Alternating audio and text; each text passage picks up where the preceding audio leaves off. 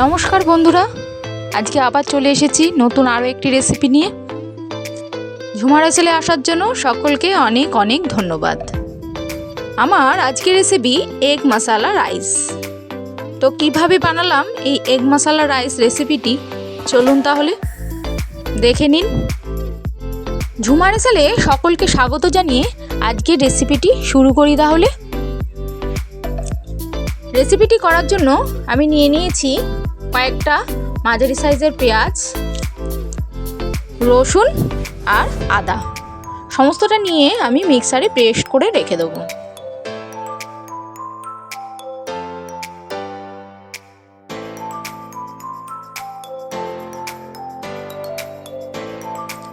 ফোড়নের জন্য নিয়ে নিয়েছি তেজপাতা, শুকনো লঙ্কা, গোটা সাদা জিরে, আর নিয়েছি এলাচ, লবঙ্গ, দারচিনি।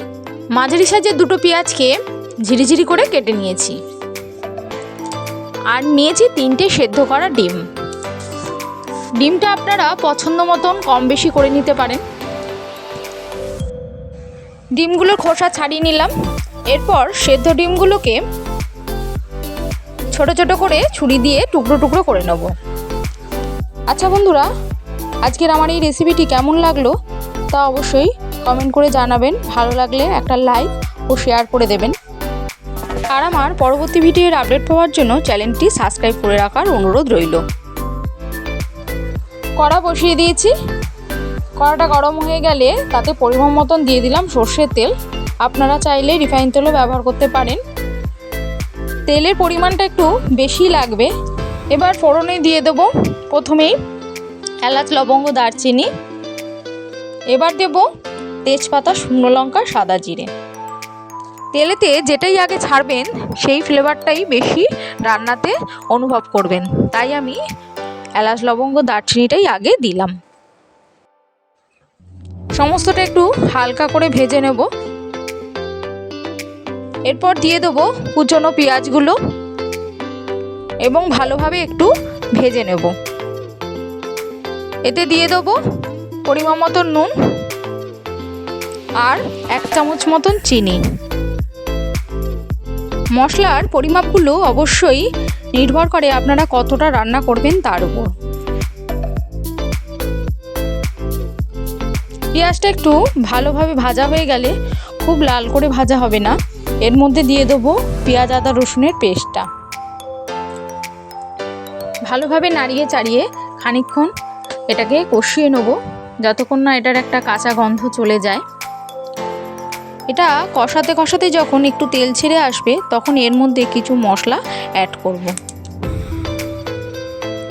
এবার দিয়ে দেবো পরিমাণ মতন হলুদ, 1 চামচ জিরে গুঁড়ো, ধনে গুঁড়ো, লঙ্কা গুঁড়ো, আর রঙের জন্য দিয়ে দেবো কাশ্মীরি লঙ্কা গুঁড়ো। কাশ্মীরি লঙ্কা গুঁড়ো পছন্দ না করলে আপনারা স্কিপ করে যেতে পারেন। সম্পূর্ণটা ভালোভাবে কষিয়ে নেব। এর একটা সুন্দর রং আসবে এবং সমস্ত মশলার কাঁচা গন্ধটা চলে যাবে। এরপর দিয়ে দেবো শুকনো খোলায় ভাজা জিরে, মৌরি, ধনের পাউডার, আর দেবো সানরাইজ গরম মশলা গুঁড়ো। সমস্তটা ভালোভাবে নাড়িয়ে চাড়িয়ে মশলাটা কষিয়ে নেব। আমার মশলাটা কষে গেছে। এরপর এর মধ্যে দিয়ে দেবো ডিমের টুকরোগুলো।